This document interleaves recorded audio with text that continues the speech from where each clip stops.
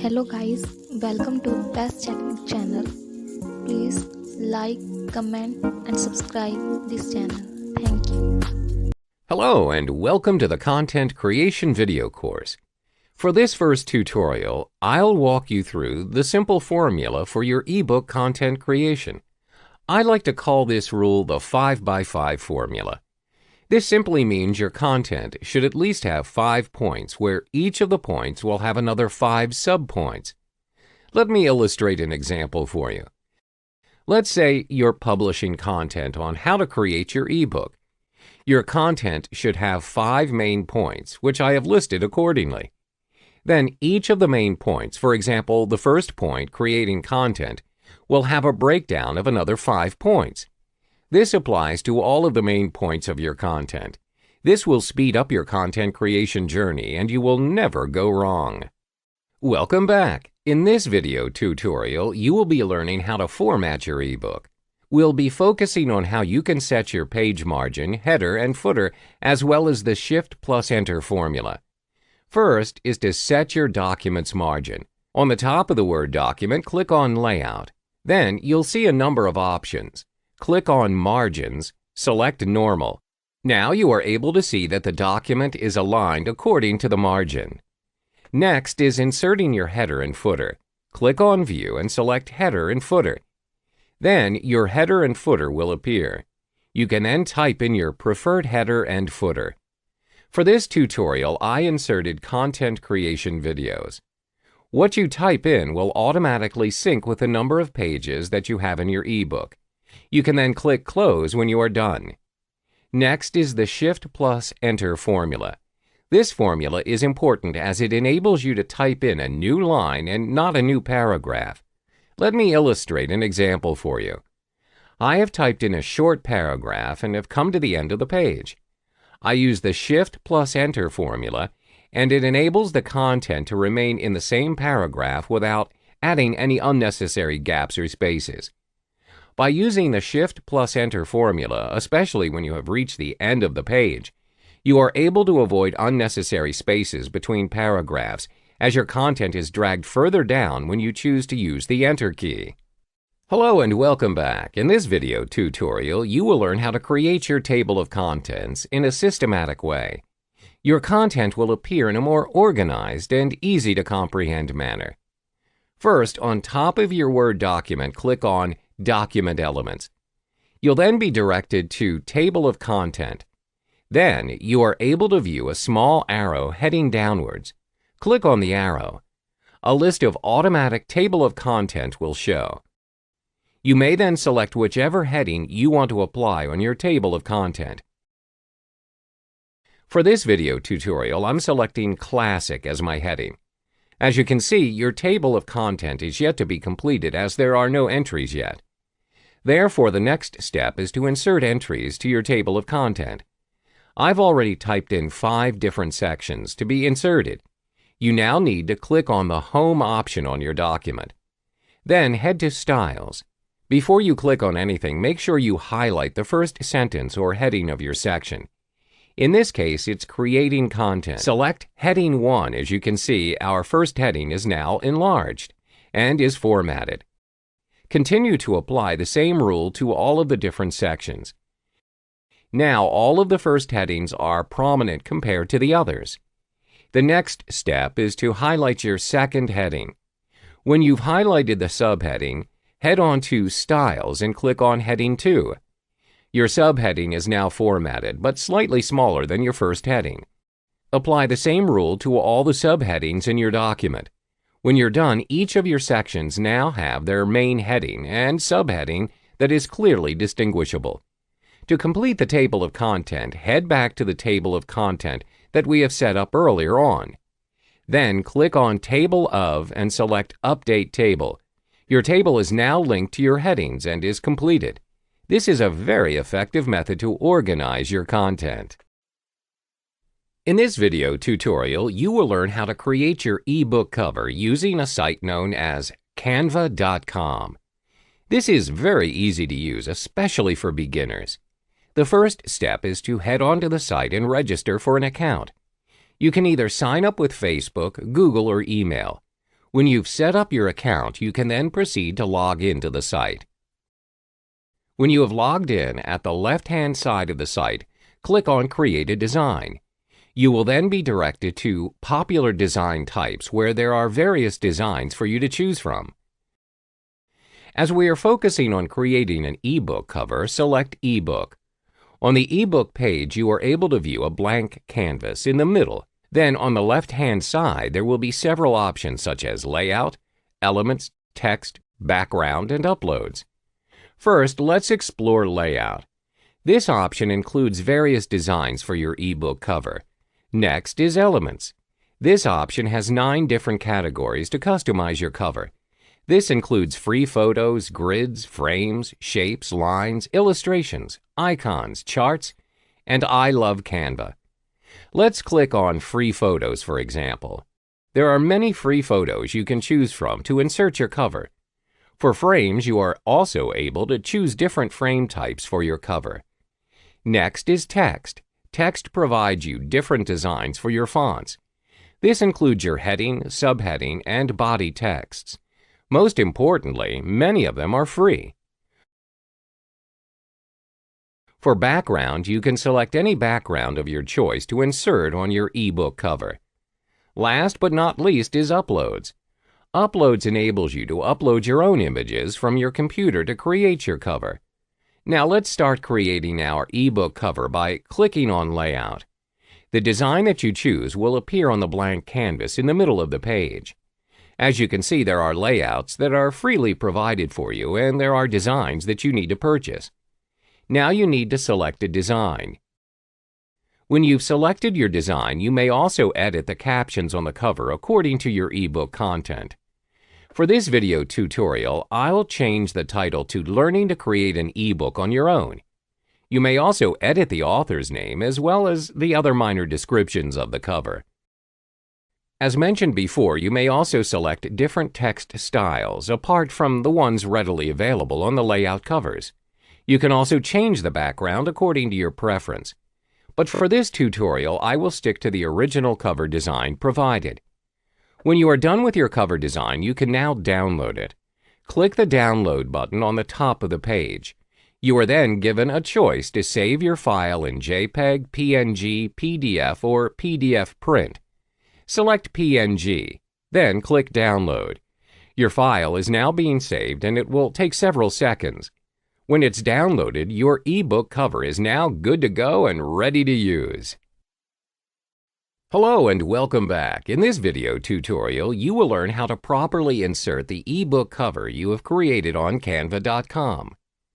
The first step is to head to the top of your Word document and click on Layout. Then proceed to click on Size, where it will display a number of document measurements. Select A4 as your standard document size. The next step is to insert the cover image you have created on Canva. Click on Insert and select Photo. Click on Picture from File. Search for the cover you have created and insert it in your document. When your cover image is inserted, click on the image. You will notice that a Format Picture option will appear on top of the document. Head to Wrap Text and make sure you select Behind Text. Then on the right-hand side of your document, the document size is displayed. You need to adjust the height and width of your cover image to A4 size, aligning it with the overall document size. The height of your image should be 29.7 centimeters, while the width is 21 centimeters. Now you may see that your cover image size is changed to A4. Click on the image and adjust it more to fit the document. However, you may notice that the size of your image may change slightly when you are adjusting the image to fit the document. That is completely fine. All you need to do is tweak the height and width of your image until it fits. Usually, the size will vary plus or minus 1.0. How to detect if you have properly inserted your ebook cover? This is when you can see no white lines on the sides as well as the top and bottom of your document. This means your cover image has occupied the whole space of the blank page.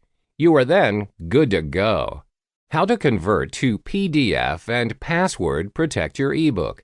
In this tutorial, I'll walk you through the steps in converting your Word document to PDF, as well as password protecting your completed ebook. The first step is to head to the top of your document and click on File. Then there will be a number of options for you to choose from. Select Export. When you have clicked on Export, you will then have two options, which is Create PDF XPS Document and Change File Type.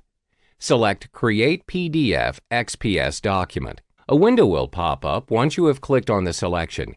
This window will enable you to select where you want to save your exported file. To make it easier for you to search for your file, I recommend you save it on your desktop. The next step is to password protect your ebook. You can see on the right-hand side of the pop-up window there is an Options button. Click on it and a small pop-up window will appear. Under PDF Options, tick on the box that says Encrypt the document with a password. Then click OK. A window will pop up asking you for your password. Type in your preferred password and re-enter your password. When you are done, click OK. Then proceed to click Publish. Your document is now saved in PDF version and is secured. I recommend that you cross-check your saved document. When you open your document, a password will be required before you can view the content. When you have typed in your password correctly, you can then access your document and its full content. In this module, I will be showing you how to create your awesome content using Camtasia Studio. This will include editing, removing noises, creating transitions, and rendering your videos. Let's get started. Click Camtasia to run the program. To start, click Record on the top right screen, and a frame of what you want to record will pop up. This middle pointer allows you to adjust the position of the frame. What I want you to focus on is this box below it. Under the Select Area side, you have the option to do a full screen or a custom recording. Custom recording lets you choose your desired dimensions. On the right side is the recording inputs. Over here you can choose to turn on your camera while recording and also audio. Beside it is where you can adjust the volume of your audio. So make sure to adjust everything that I've mentioned before you start recording. You can do so by clicking the Rec button to record. Say, for example, you want to record this notepad. You need to make sure that it fits the frame. Anything outside of the frame won't be recorded. In the next module, I'll teach you how to edit your recorded video. For this part, I will show you how to edit your video. This includes splitting and cutting videos. Additionally, you will learn how to separate the audio from its video and adding new audio for the video. Let's get to it. Click Import Media and choose the recording that you've done previously with Camtasia. As you can see, that recording will be put in your media bin. To begin, just drag and drop the video to the timeline below. Most of your editing process will be done here in the timeline. You can click play to preview the recorded video. Before we begin editing, I would suggest you magnify the track by adjusting the magnifying bar here. You can also adjust the track height if you want a bigger view of your track. Moving on, say for example you want to cut the first part of the video. To do so, you need to split your video. Simply drag the tracker to the part where you want to split it, then click the split option on top. As you can see, you just separated the first part of the video from the main video. To remove it, all you have to do is highlight on the split part and click Cut. There you have it. Now I'll show you how to separate the audio from its video while adding a new audio to your track. Right-click the video and choose Separate Audio and Video option. The newly appeared track you see here is actually the separated audio from your video. To remove it, just click on the track and cut it. With that, you've successfully removed the audio from its original video. Now it's time to add a new audio to your video. Click on this plus icon and choose Import Media. Then from the pop-up box, choose the audio you want to use. Drag and drop the audio into the timeline and you are done. Continuing where we left off, I am going to show you how to remove background noises from your video. all you need to do is click the Audio Effects option. Over here, you have some audio effects that you can choose from to manipulate your audio. To remove the background noises, just choose the Noise Removal option. Drag and drop the effects to your audio. As you can see, the effect is being automatically applied to your audio. Neat, right? That's all there is to it for the removal of background noises. In the next module, I'll show you how to apply transitions to your video. To start adding transitions to your video, all you need to do is click the Transitions option. If you scroll down, you can see that Camtasia has a variety of transitions available for you to choose from. You can hover your mouse over it to see a short preview of each transition. Let's go with Fade. Drag the transition, and before you add it to the video, you can see that you can put it either at the beginning or at the ending of your video. For now, let's choose the beginning. Once you've done that, preview the transition. See how your video fades in from the beginning? But if you want to make the transition fade in longer, all you need to do is extend the transition like this. Now, as you can see, the extension allows the transition to appear longer and slower. Next, let us try putting another transition at the end of the video. Drag the fade through black transition and drop it at the end. Using the same technique, you can choose to extend the transition by dragging it within your video. Don't forget to preview it to see if it is to your liking. That concludes adding transitions to your video. Finally, it's time to render your video into a proper high-definition and readable video format. All you need to do is click Share and choose the Local File option. In the pop-up box, click the Custom Production Settings. I want you to focus only on these two options. It is the MP4 only for 720 pixels and the MP4 only for 1080 pixels. A high-definition content recording is a must for all kinds of videos you want to create. That is why these two are the best options out there. For this tutorial, I'm going with MP4 only for 720 pixels. Moving forward, label your production or project name. Don't forget to choose the destination folder on where you want to save it. Then click Finish. As you can see, a progress bar showed up. Wait for it to finish rendering and you will be notified that your production is complete. Click on Open Production Folder to look up on your video. There you have it. You've successfully recorded an on-screen content video and rendered it to MP4. Your content is now ready to be uploaded and shared across multiple platforms. In this module, I'll be showing you how to record your PowerPoint slides into a video format. Once you've prepared all your slides, what you need to do is click on the File tab and choose Save and Send. From there, look for Create a Video option. Choose the computer and HD displays out of the remaining three options here. I would recommend you to choose the first one because that's the size you would want your videos to be. For this option, you can choose to not use or use a recorded timings and narrations depending on your content. I'll choose the first one for this example. Also note how you can set the default transition speed on each slide. Let's just go with 3 seconds for each slide. Click Create Video, choose your file destination, rename it, and start saving the video. As you can see, the default video format is in WMV. Not the best video format out there, but we're going to change it later in this module. There you have it. You've recorded your slides into a video. For this section, I'll show you how to set your PowerPoint slides to a high-definition landscape mode.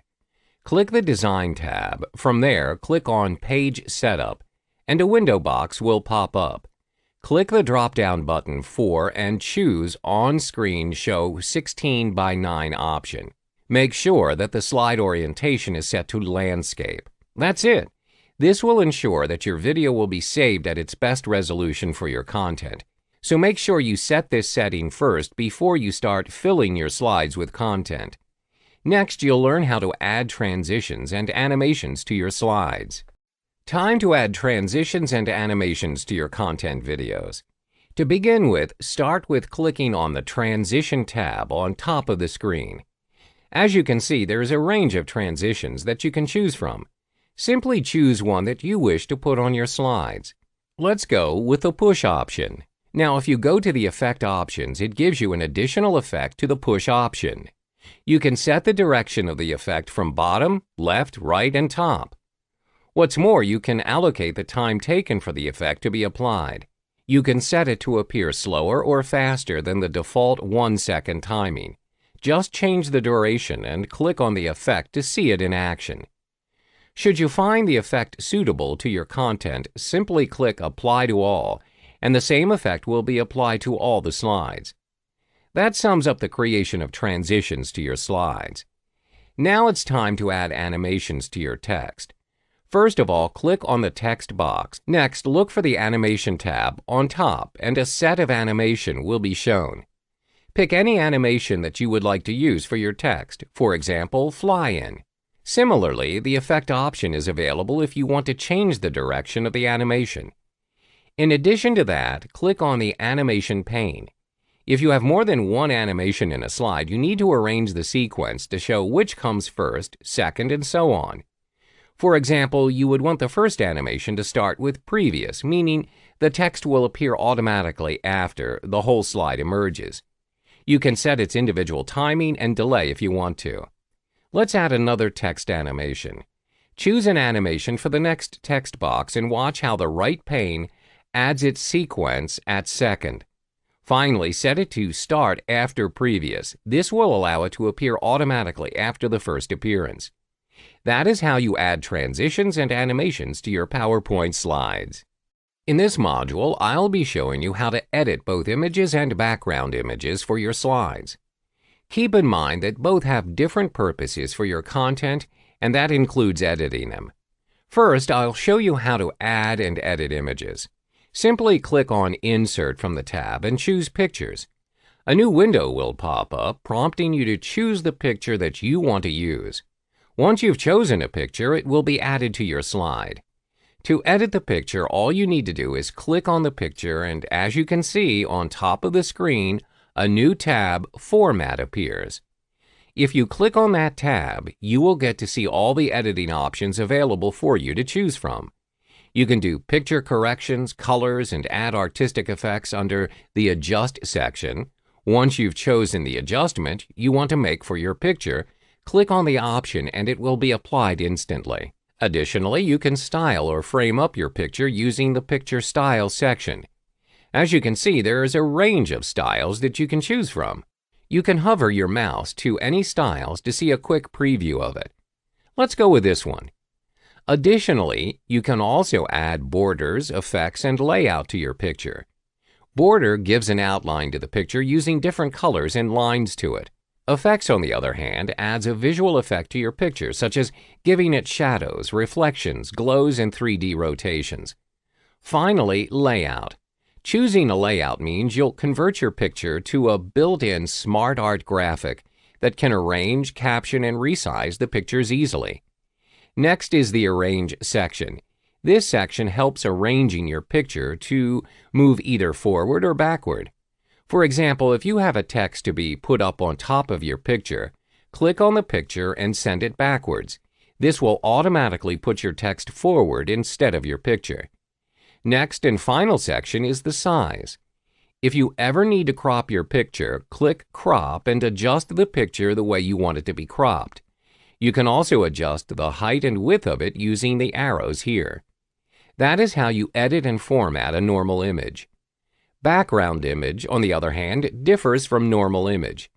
To see the difference, right-click on any slide and choose Format Background. From the options given, you can fill your slide background using a solid, gradient, picture, or pattern backgrounds. Say, for example, you want to use a solid fill as your background. From the window, choose your desired color and click Apply. See how it applies to the chosen slide? If you want to use this color for the rest of your slide, you can just click Apply to All from the previous box, and the rest of your slides will change accordingly. This technique also applies to the rest of the background fill options, be it patterns and pictures. There you have it. In the next module, I'll show you how to edit your text to give it a more compelling effect to your content. Previously, I taught you how to edit and format both image and background image for your content. Now, I'll show you how to add some text effects to your content. First off, click on the text box of your text. From there, you can see a new tab called Format appear on top of your screen. Just like the previous module, in the Format tab, you'll get to see all kinds of editing sections available for your text. Since we only want to edit the text directly, we will be focusing on the Word Art Styles section. If you scroll down to it, you can see all kinds of instant text styles. Let's try choosing one. Note how once you've chosen the one that you want, you can see an immediate change to your selected text. Just like what you did on the previous module, you can edit the text further using the text fill, text outline, and text effect. Utilize all three options to get the best result for your text. For now, let's add a 3D rotation to the text. Go to Text Effect and choose 3D Rotation. Pick one of your preferred effects and apply it to the text. That's how you style up your text. At this point, you've mastered both image and text editing skills for your content video using PowerPoint. For the next part, I'll show you how to add audio and video to boost your content. Welcome back. In this module, we're going to insert audio and video to your PowerPoint slides. First of all, for video, all you need to do first is to click on the Insert tab. Then, to the far right, click on the Audio button.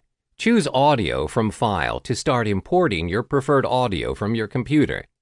Once you insert the audio, a speaker and controller icon will appear. You can drag the icon to any position in slide. That's about it for adding audio. For video, go to the same Insert tab, look for Video, and click Video from File. Choose your desired video and resize it to fit your slide. Just click the Play button if you want to review the video. That's all for adding audio and video to your PowerPoint slides. Finally, in the next module, we're going to convert your default PowerPoint video format to a higher definition video format. We've reached the final module on creating content using PowerPoint videos. Previously, when you saved your PowerPoint project to a video, it will automatically be in WMV format. Personally, this is not a reliable video format. The video format that I would suggest you use is MP4. It is high definition and works amazingly across multiple platforms, both online and offline. For this purpose, we're going to use a free converting software called Any Video Converter. First, click the Add or Drag Files and choose the WMV PowerPoint video. Then you need to change the video format output. Click the box besides Convert Now and scroll all the way down to find Customized MP4 Movie. This is the option that you need to choose. Next is the video size.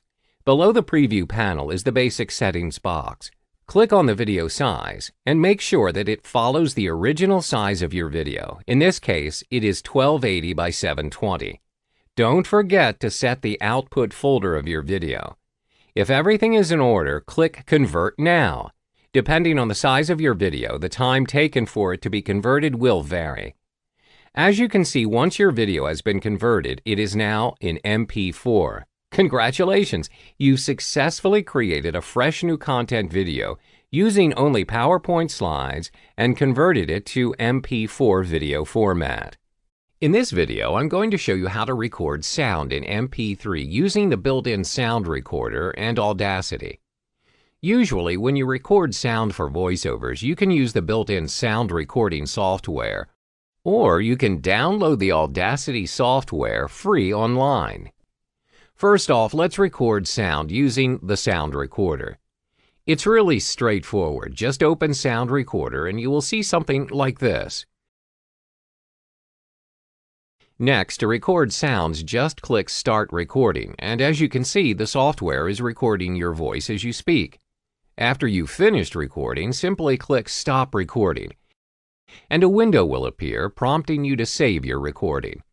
Let's go ahead and save this, but first you can also select where you want to save this, and in this case, I've selected to save it on the desktop.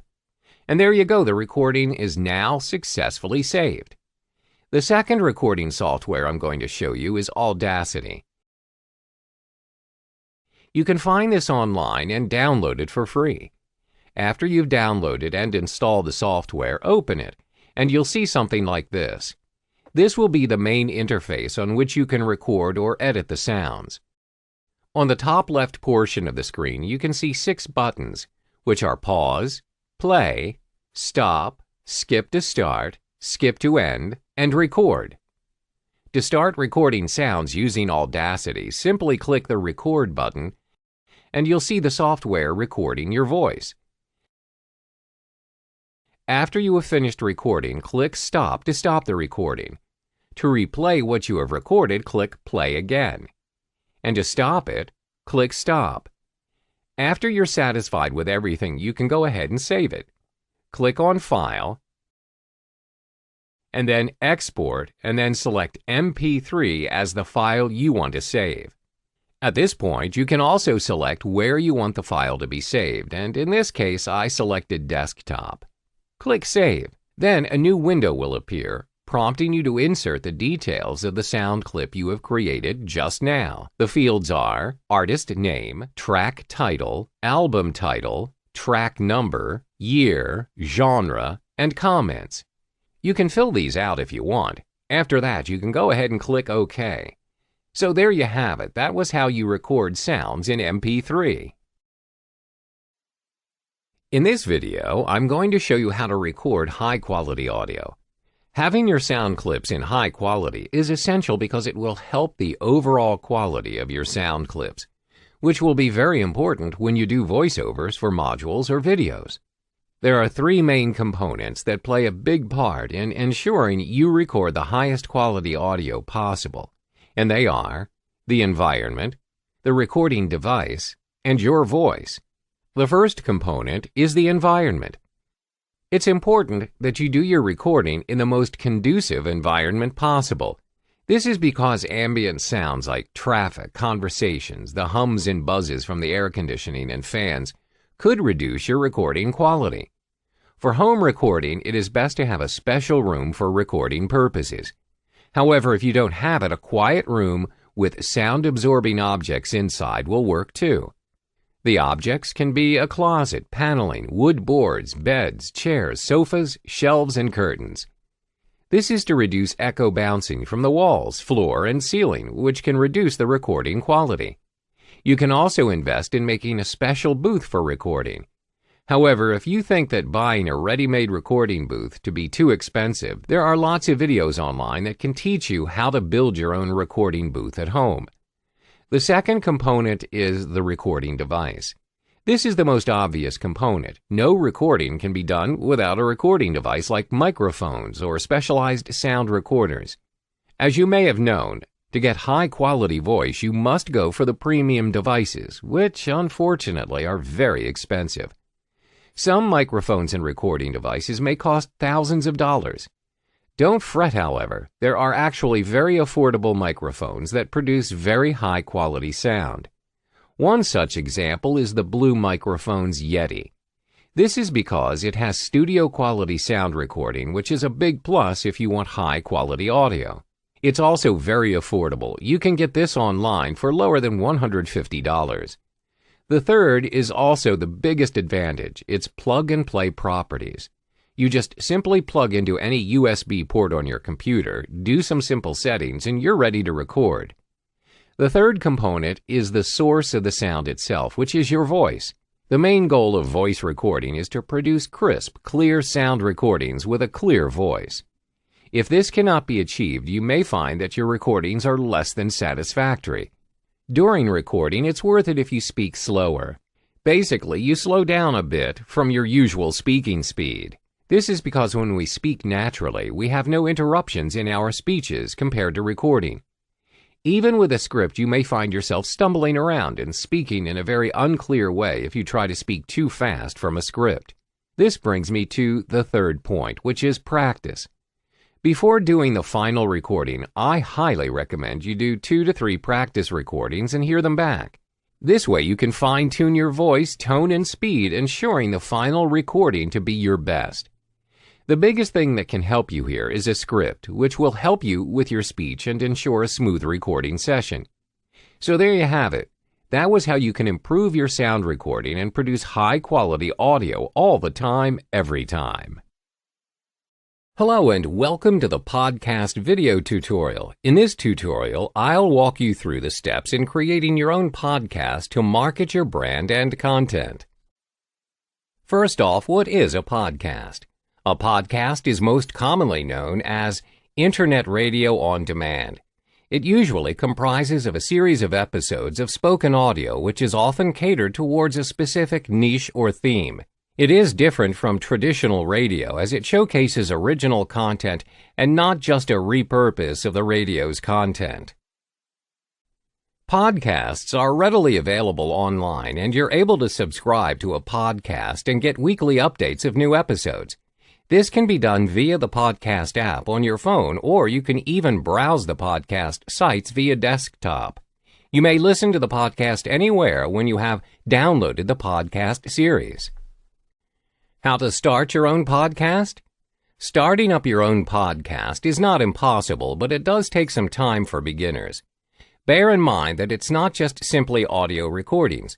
You need to be committed and consistent in order to generate a loyal following, as well as producing valuable content. In order to produce quality content, you also need suitable equipment to start your podcast. The first equipment you need is a good quality microphone. This is important as you would want to produce crystal clear audio. Therefore, I recommend the Blue Yeti microphone. The Blue Yeti's quality is rich for its cost as compared to other microphones available out there. However, if you're just starting out, any microphone at hand would do, but make sure you're able to produce good audio. The second most important equipment is a computer. Any Windows computer or Mac would work fine to record, edit, and upload your audio recordings. The third equipment you need is an audio editing software. For beginners, I recommend Audacity as it is a free open source program. There are other options to choose from out there, but the license fees can get quite costly. When you have all the suitable equipment at hand and you've recorded your audio, you will then need to search for a place to host your podcasts. This step is crucial as it enables your podcast to be showcased on directories and apps. Where can you host your podcasts? There are a number of places to host your podcast. 1. SoundCloud. You can host your podcast on SoundCloud for free. The good thing about SoundCloud is that you can publish your audio almost instantly on the site itself. This makes it easy for you to share your podcast on various social media platforms. 2. Podbean. Podbean provides multiple platforms for hosting. The service also has its own iOS and Android app for listing. 3. Podomatic. This site is very user-friendly and offers free hosting with a sufficient bandwidth and storage for podcast beginners. There's also a Pro option that allows you more bandwidth. 4. Amazon S3. Amazon S3 does offer a free plan, but your storage is quite limited. They offer a paid service, which is dependent on the storage and bandwidth you use. When you have hosted your podcast, you can now search for directories to get your podcast listed on. There are various platforms where you can get your podcast listed. However, most podcasters will recommend that you get listed on iTunes. iTunes is the most popular directory and has the largest reach as compared to the other directories. Welcome back. In this video tutorial, I'll walk you through the 5 tips to create compelling podcasts. There are 5 tips to produce unique, quality audio content. 1. Focus on your niche. 2. Choose a strong name. 3. Create a cover image. 4. Insert theme music. 5. Add podcast chapters. Firstly, focus on your niche. As you may know, there are various existing podcasts out there. However, you do not need to create an entirely new podcast even though most of the topics are already covered. All you need to do is repurpose and have your own spin of the topics.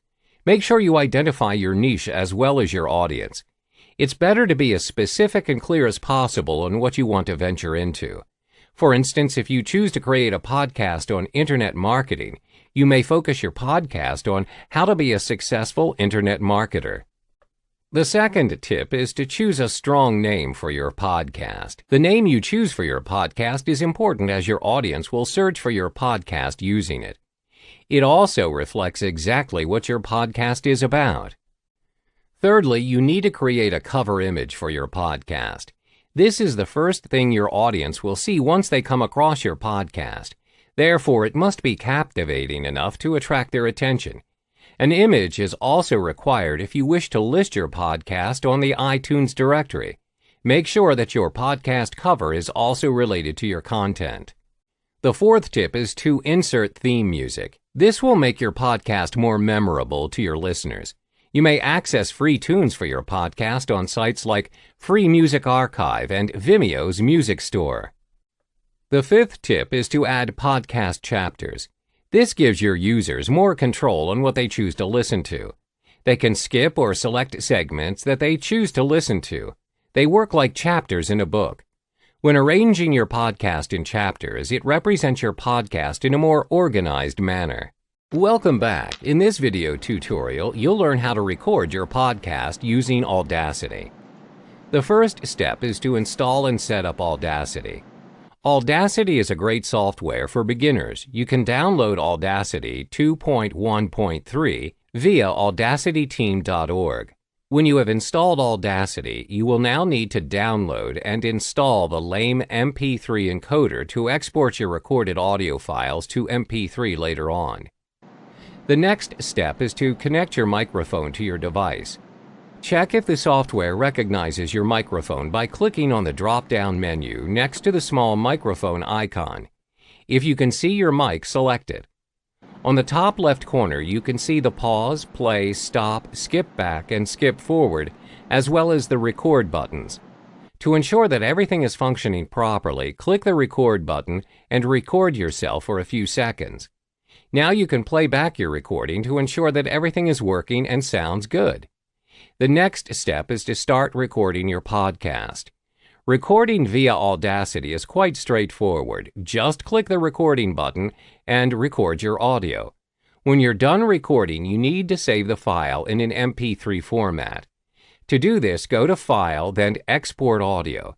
Next, select MP3 files in the Save as Type drop-down menu. You then name your file and save it to your desktop. Open your saved MP3 file and try playing it on your preferred MP3 player. This is to ensure your recorded audio is working.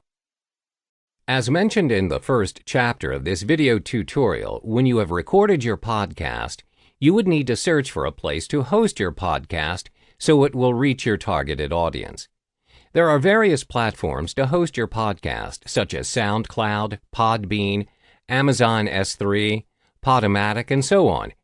However, for this tutorial, we will only be focusing on SoundCloud as it is user-friendly, especially for beginners. The first step is to sign up for a SoundCloud account. All you need to do is sign up by using an active email address. Remember to use the name of your podcast as the name that displays on your profile. A confirmation email will be sent to you and you can then proceed using SoundCloud. The second step is to complete your profile information. Upload your profile image, add a description of your podcast to your profile's bio, which will then be used as your RSS feed description. In the links section, add links of your social media accounts.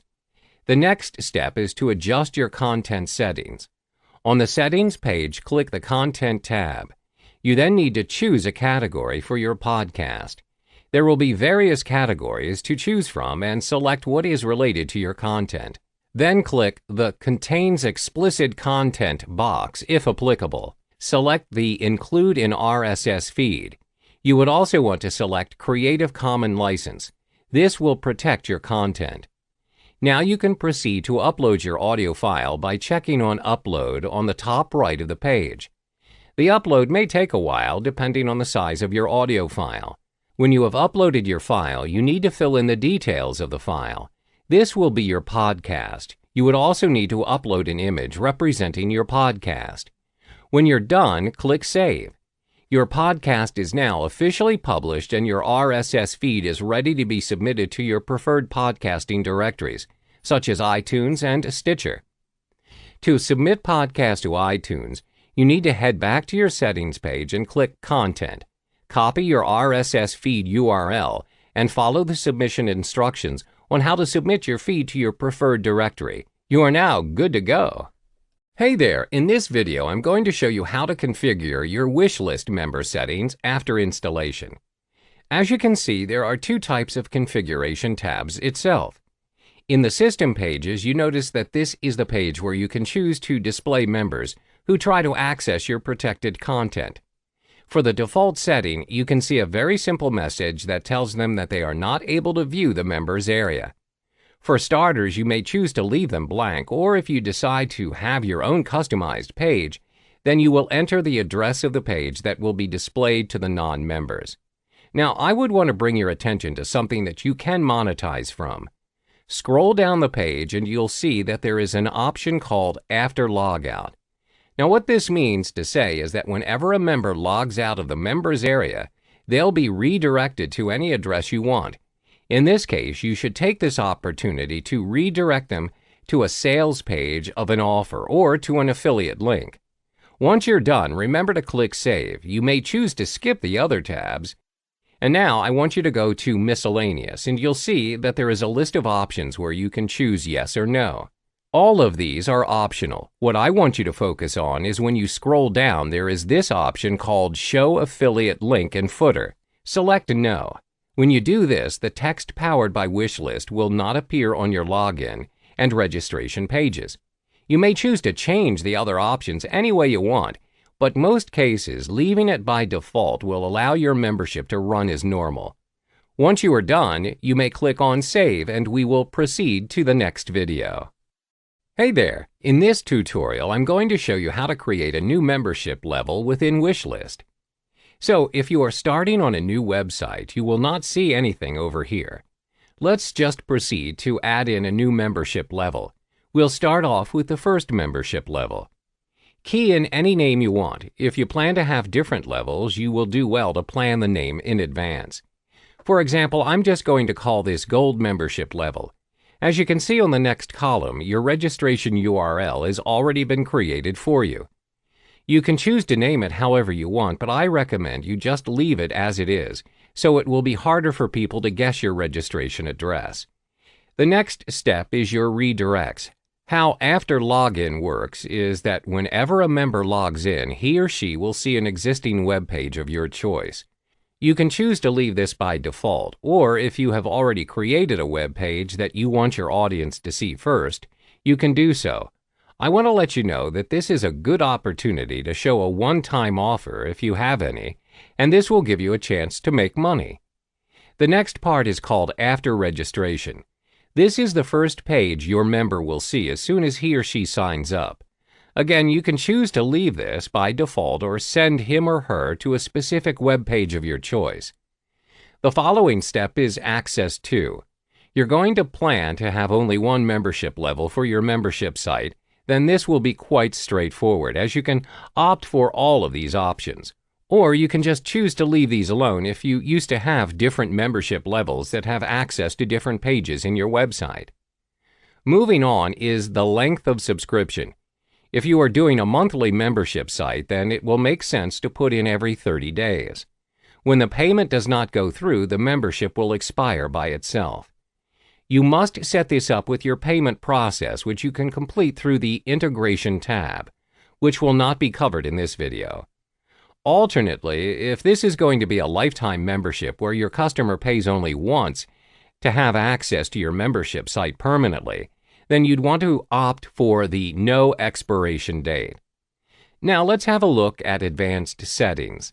This is optional. For the registration requirements, I recommend you opt for Require CAPTCHA Image on registration page, as this protects your registration page against robots and automated sign-ups.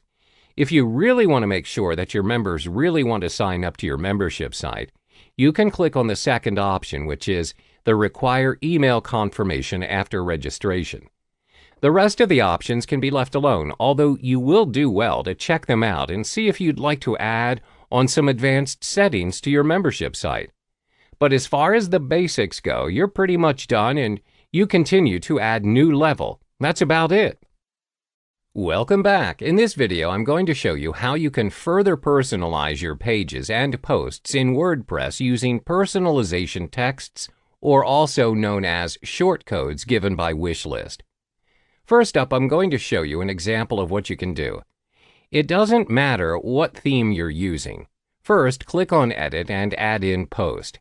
Again, this is just an example.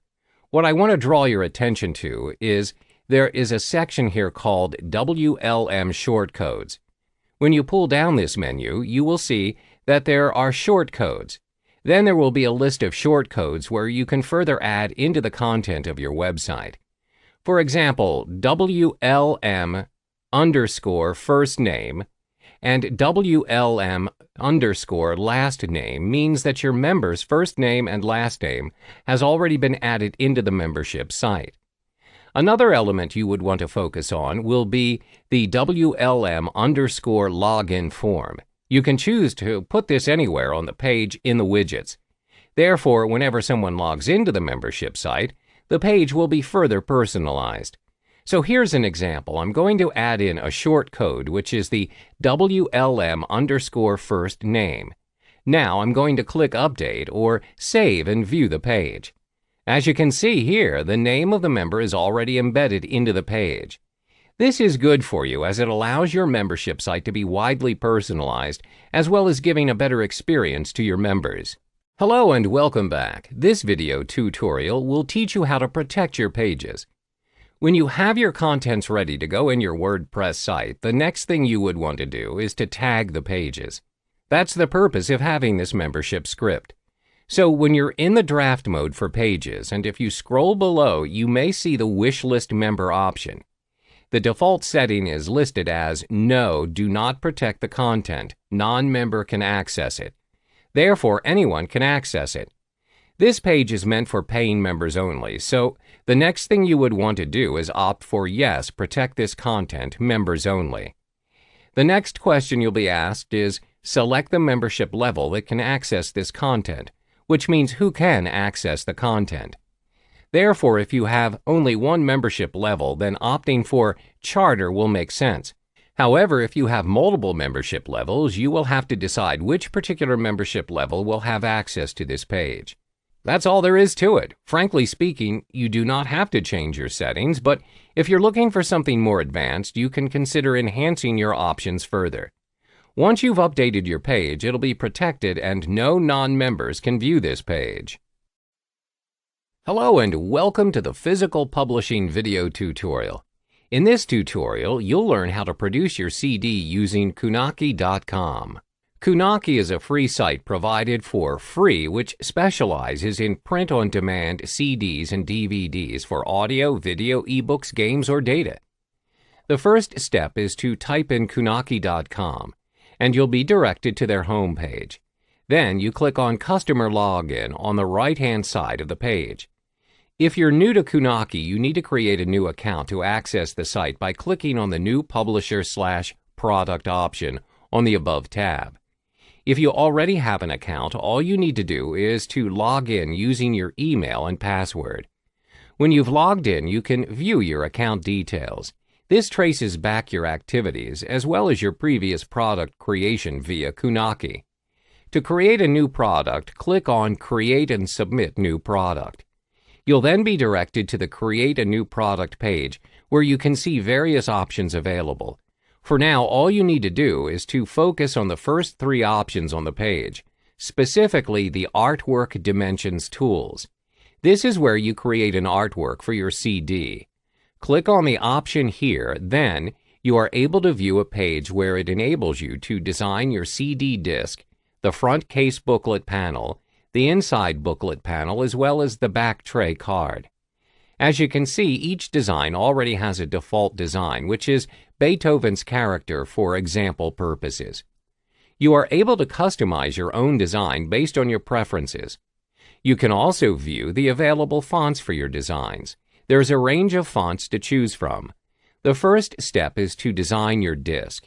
You may select your own image from your files to be uploaded. When you have selected your image, it will then appear on the disk. You can then adjust the image by zooming in and out or adjusting it to the left or right.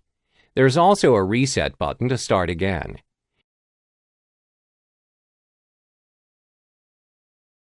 You are also able to customize your disk's color as well as adjusting your banner size, position, and alpha. You can then proceed to insert the title for your disk. This depends on the type of content you're selling. For this tutorial, let's say you're selling an audio content on how to create an ebook. You can always change the type of font as well as adjusting the color and size to suit the theme of your content. You can then apply this to the subtitle as well as the footer of your disk design.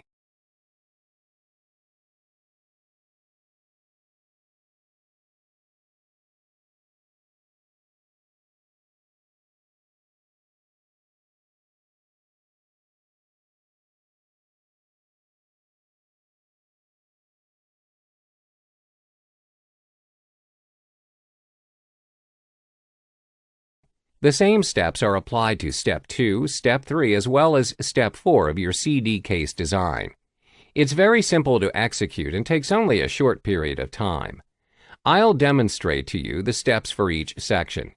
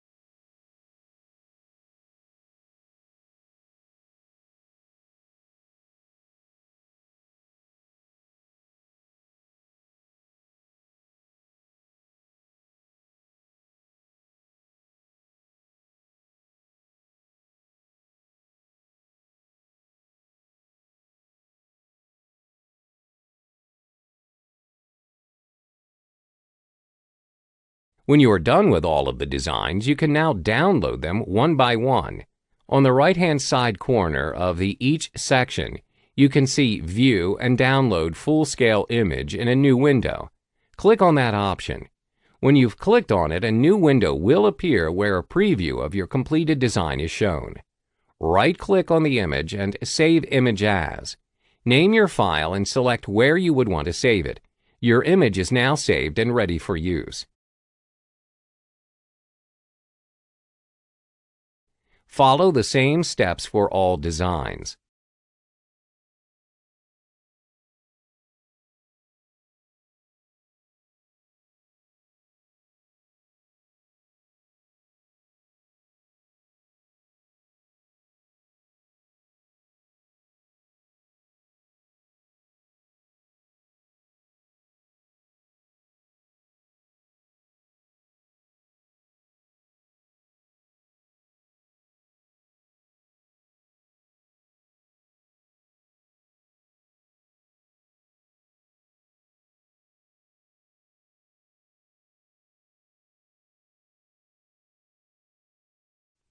When you're done, you need to log back into your account on Kunaki.com for the next step.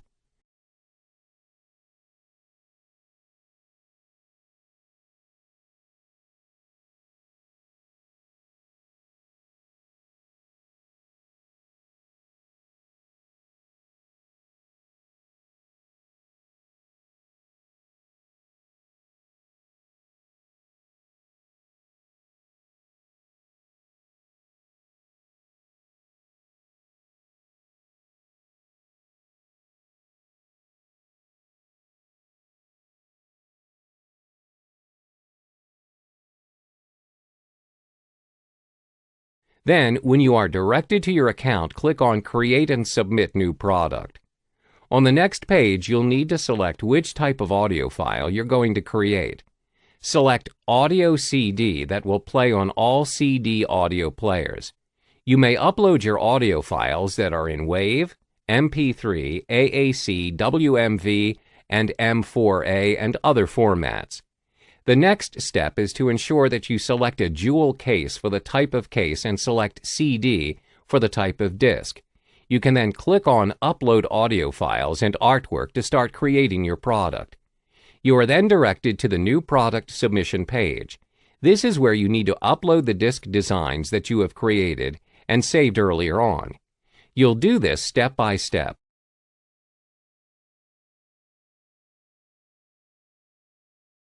The first step is to upload your front case image.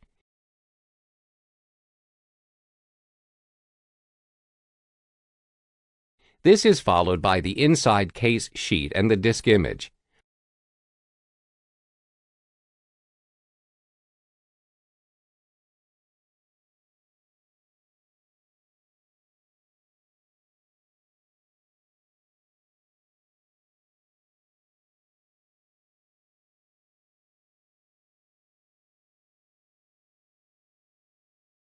Last but not least is your back tray image.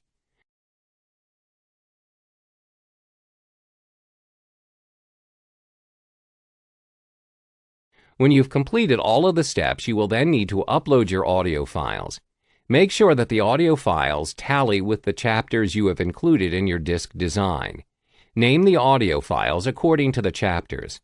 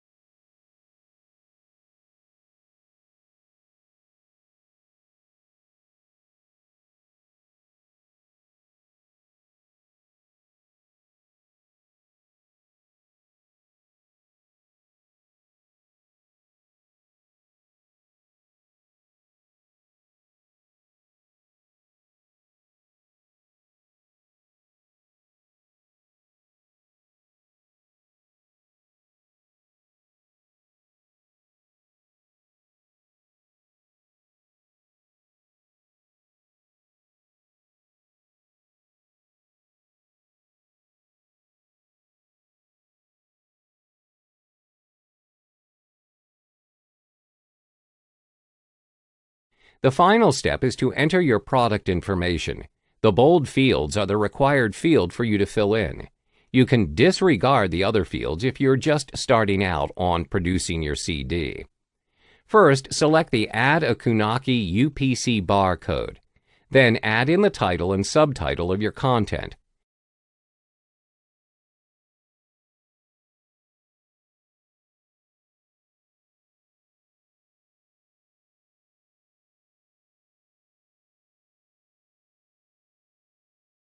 Fill in the release date of your CD and the label.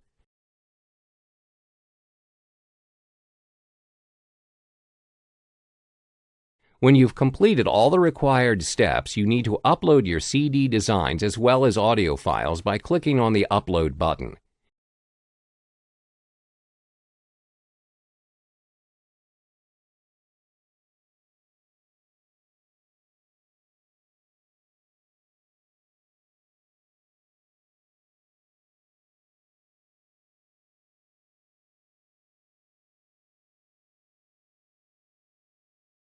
The audio files may take some time to upload depending on the size.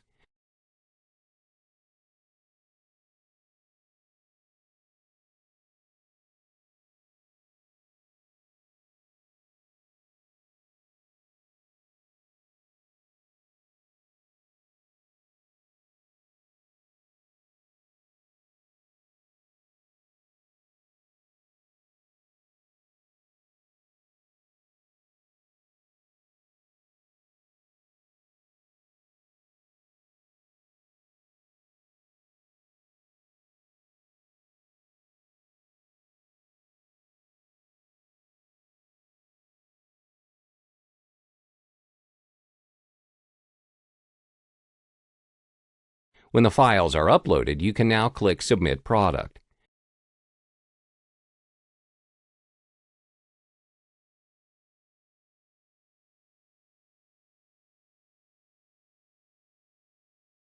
When you have submitted the product, you will be directed to a page where it shows the status of your product. It may take a couple of minutes for the completion of your product. When your product is ready, you will be notified through the page as well as via email. Then you would need to log into your account to complete the payment process.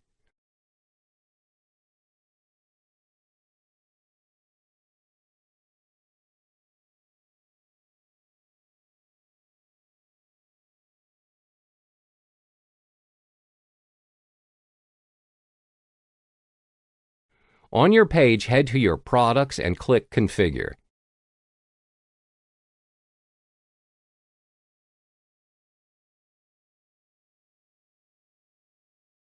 You'll be directed to another page where you can request to order your free review copy. This is important as you will have an idea of how your product will appear and make tweaks along the way. All you need to do is fill in your details.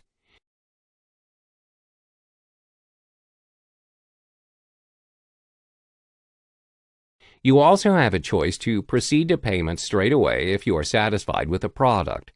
Click on Order Your Product. A preview of your product with its details will be shown to you.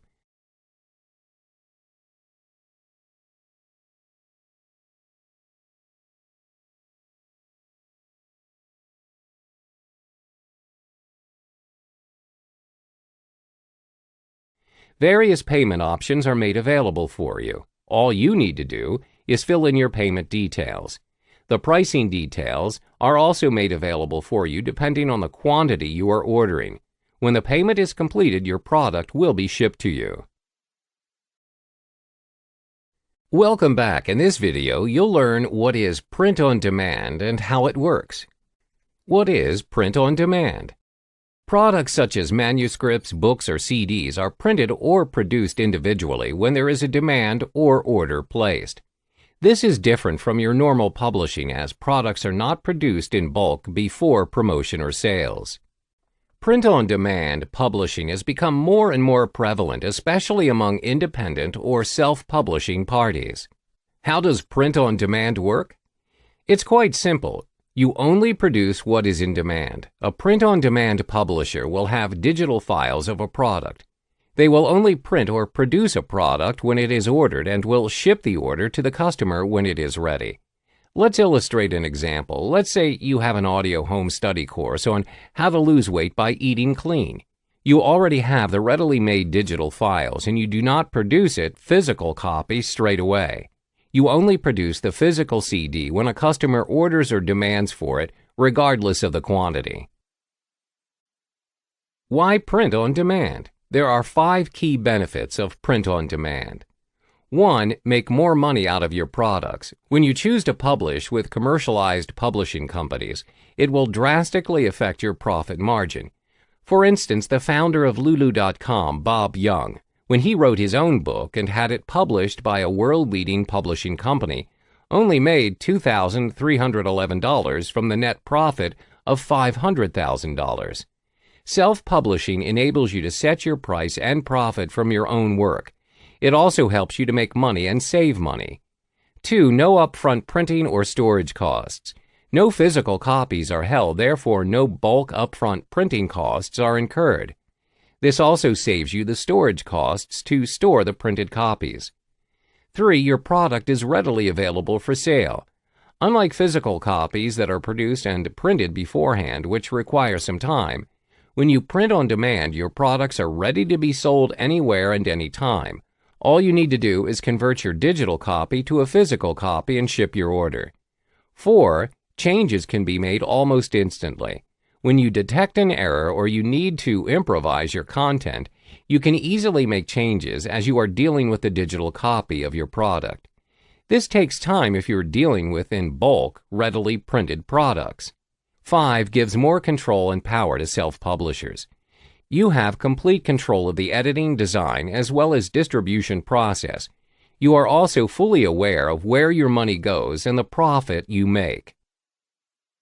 Having listed out the pros of print on demand, there is a drawback of print on demand.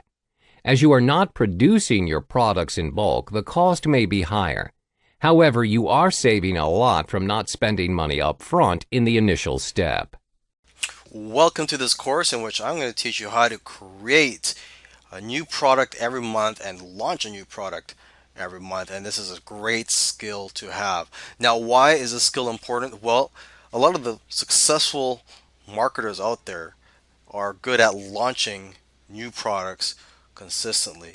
And that's the thing with internet marketing, is that you always have to have fresh new products out there. So this course is going to go over that.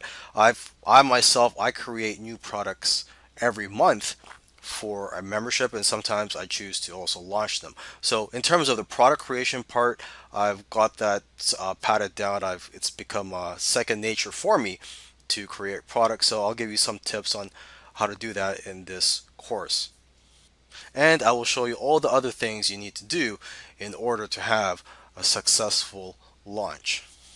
In this video, I want to show you how I generate ideas for the products that I create. And what I try to do is I just try to get ideas from other products. I try to see what the hottest selling products are, and then I just try to create a course on that topic. I try to make the product better, or I try to make a product on that same topic but from a different angle, or I just try to use my own voice. Okay, so here I am on warriorplus.com. This is a network where you can find products for sale.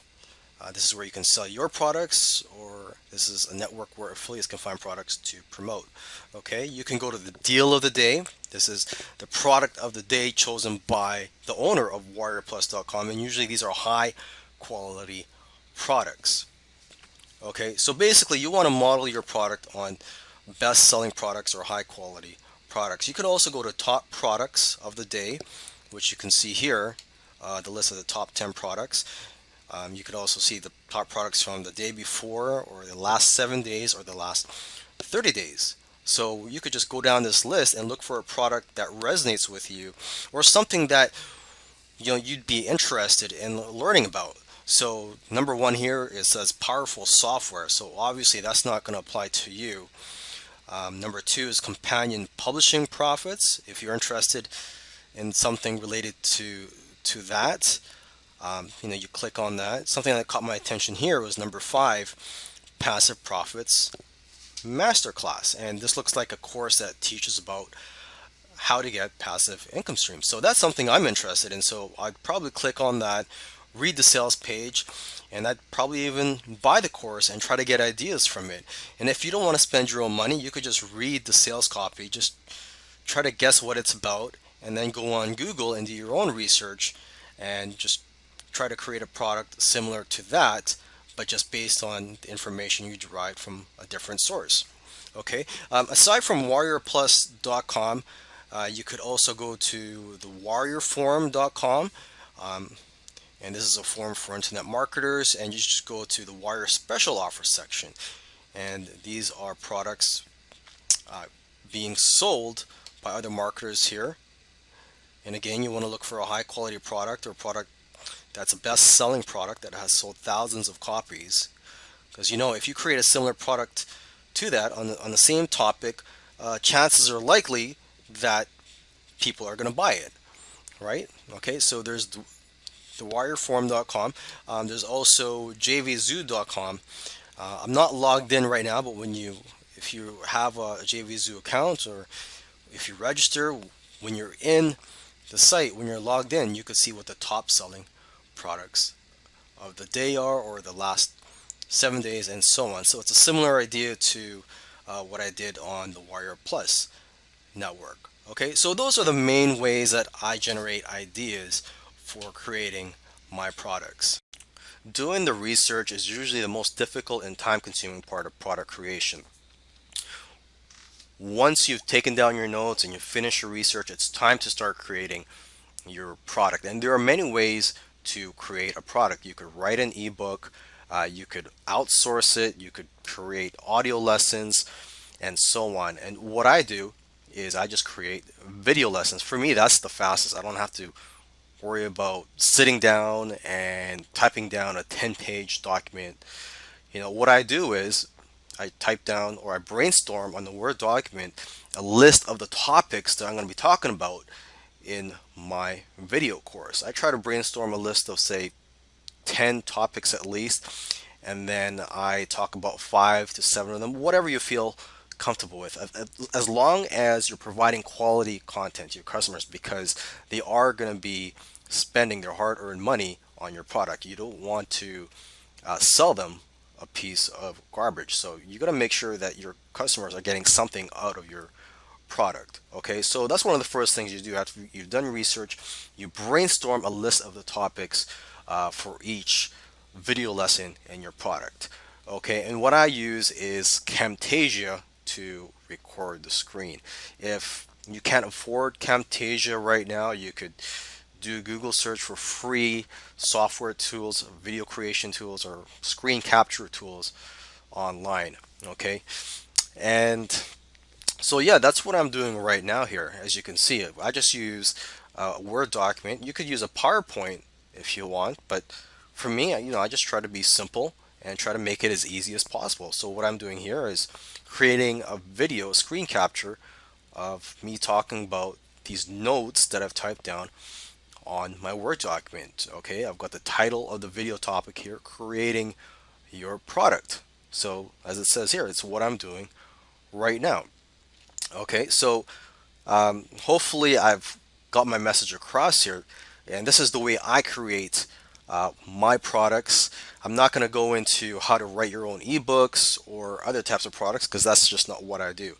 So with that said, hopefully you learned something from this lesson and how easy it is to create your video lessons. Okay, so we're going to move on to the next video lesson here. Okay, so let's talk about writing your sales letter. And this is something that's usually done after creating your product, although sometimes it can be done before or while you're creating your product, because when you're writing your sales letter, you could get ideas of what you're going to be talking about in your product. Okay, so this is something that I do sometimes, and sometimes I write the sales letter afterwards. So it all depends on the situation. Now, if you do not know how to write sales letters, you could outsource this, or you could just learn how to do it yourself. You're going to have to invest in books and courses. Of course, you could also learn for free. You could do a Google search. Maybe there might be some YouTube videos that teach how to write sales letters or how to copyright. And yeah, and you also want to learn from reading other sales letters. Okay, you could actually just copy some of them, not word by word, but just copy how they're done and just put in your own words, put in your own story. So that's one thing that most marketers do, is to try to collect a swipe file. Okay, try to have a swipe file of over 100 or even hundreds of sales letters that you can copy or take notes from. Okay, but of course, do not plagiarize from anybody. Okay, another option to writing your sales letters is to use software tools. There are software tools out there that can create the sales letter for you. You know, you just open up the software and you just answer a few questions such as the name of your product, the benefits and features, and so on. Now, the problem with these software tools is a lot of times the sales letter that it puts out is, it seems like it was written by a robot, so you may have to do some editing. And for that, I recommend you buy this book on Amazon. It's called Bon Halbert's. Actually, it's a book by Bon Halbert, and the title of the book is The Halbert Copywriting Method Part 3. And Bon Halbert is the son of the great copywriting master Gary Halbert. Okay, but the Halbert Copywriting Method Part 3 teaches you how to edit a rough draft of a sales letter. So this is great for editing sales letters that are created by these sales letter software tools. Okay, it helps you, or it teaches you how to smooth it out and make it more appealing. Okay, great. So you created your product and you've written your sales letter. Okay, so now you're good to go. But if you want to increase the value of your product or your funnel, it's best if you add upsells and downsells. Now, again, this is optional, but this is going to increase your chances of success because you're going to make more money if you offer upsells and downsells, and you're going to attract more affiliates.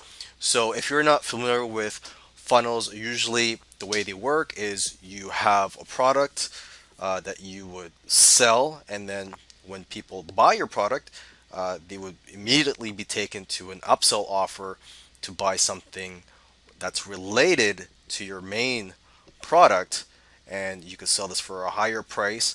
And if they turn that down, they could be presented with a downsell offer where they could buy that product for a lower price. But of course, you would just take out some bonuses or have some reason for offering them a discount on that upsell. Okay, so every business that I can think of offers upsells. Amazon, McDonald's, it doesn't matter what business you're in, you need upsells to increase the sales you make per customer. Okay, and now when you're building these funnels, a great tool you could use is ClickFunnels. It's a software tool that I use to create my own sales funnels. It makes it a lot easier. Okay, so upsells and downsells, creating them can be a lot of hassle, especially if you have more than one upsell. Some marketers create up to 3 or 4 upsells. Okay, now another alternative to this, if you don't want to create more products to offer as upsells in your funnel, instead of creating more products, you can just offer the resale rights to your main product, and also private label rights if you want.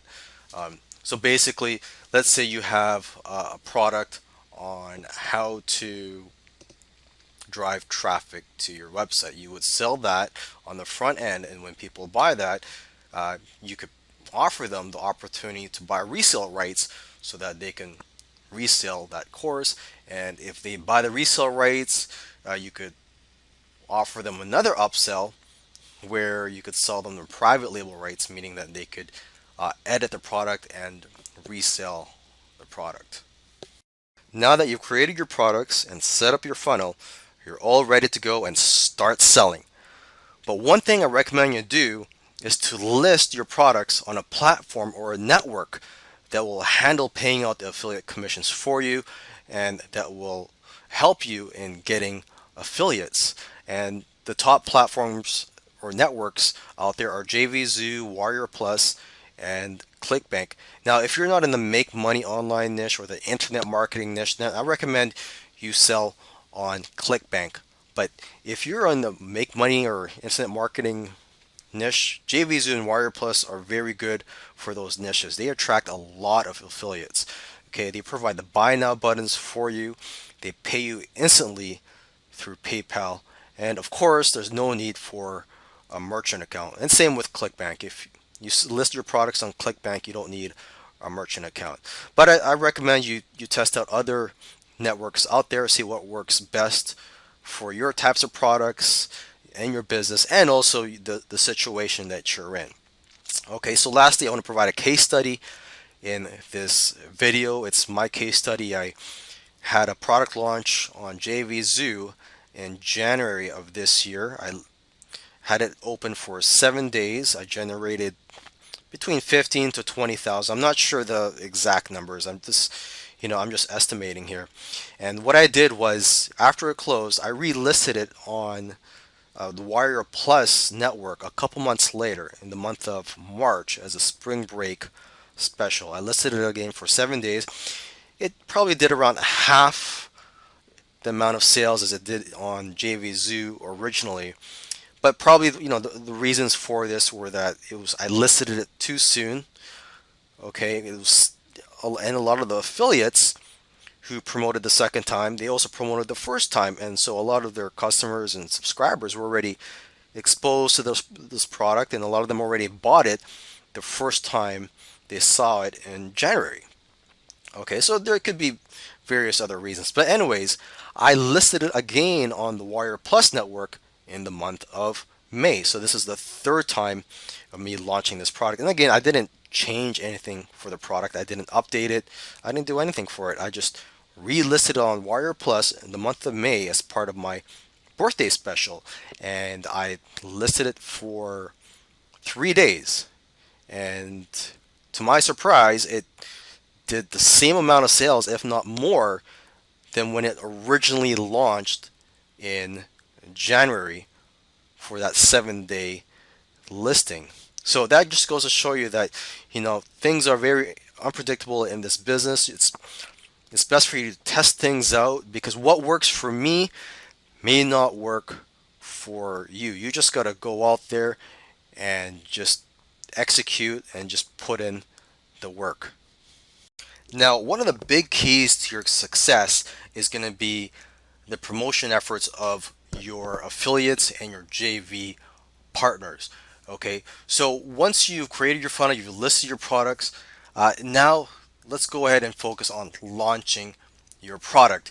You need a JV page. Actually, this is optional, but if you have a JV page, you know what? You're going to be taken more seriously by potential affiliates and JV partners. When I'm looking to promote something as an affiliate, I'm looking for products to promote.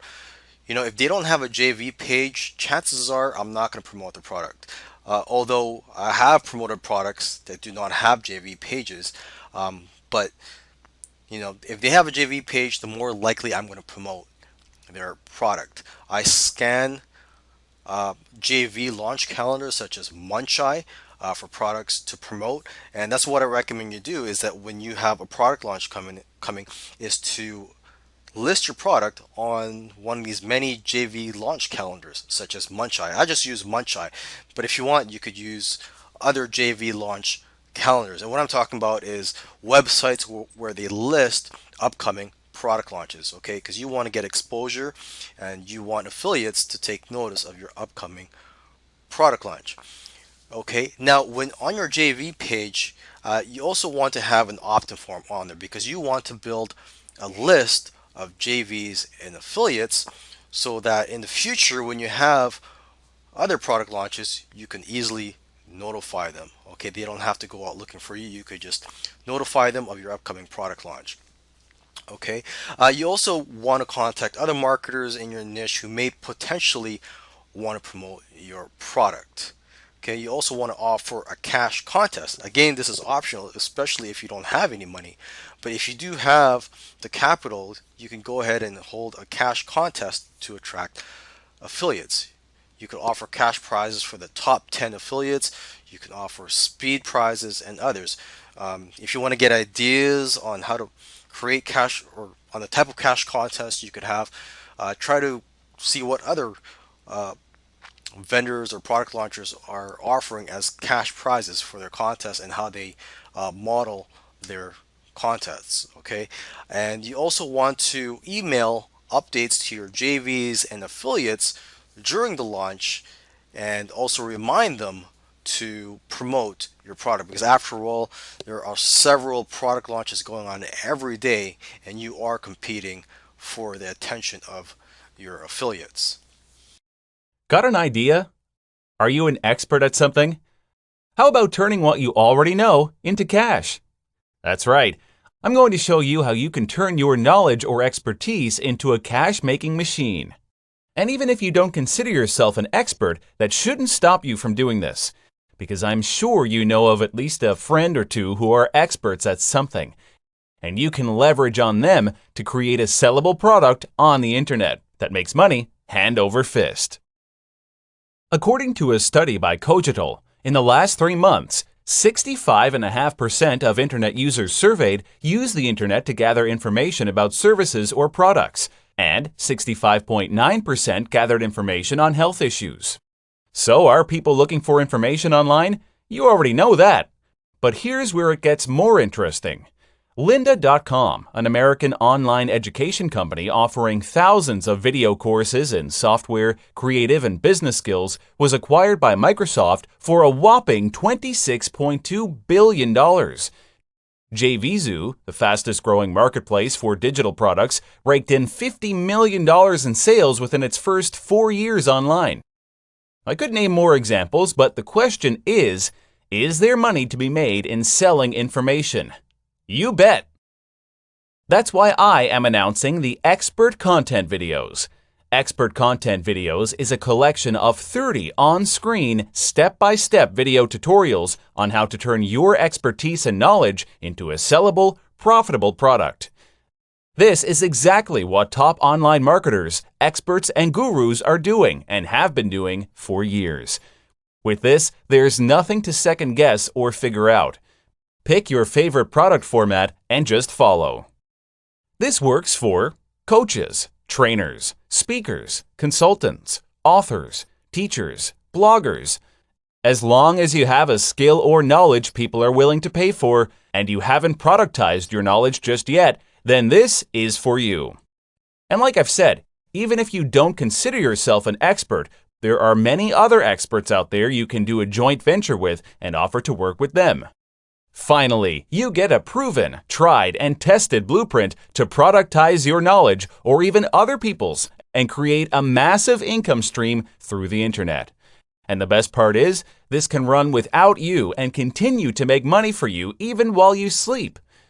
Quite unlike how you have to trade your time for money actively as a consultant or coach. Take action today. Place your order now.